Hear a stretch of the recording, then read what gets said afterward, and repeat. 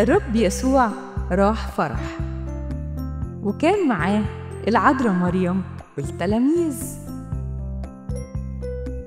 العذراء مريم سمعت واحد من الخدامين بيقول: العصير خلص، هنعمل ايه؟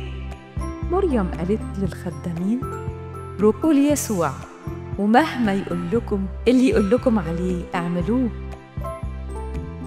الرب يسوع قال لهم: املوا 6 أجران بالمية، وبعدين املوا كوباية من الأجران دي وقدموها للراجل الكبير المسؤول عن الفرح. ولما عملوا كده لقوا كوباية فيها عصير مش مية. الخدامين استغربوا جدا. لما المسؤول عن الفرح شرب العصير قال للعريس: ده انت خليت أحسن عصير للآخر.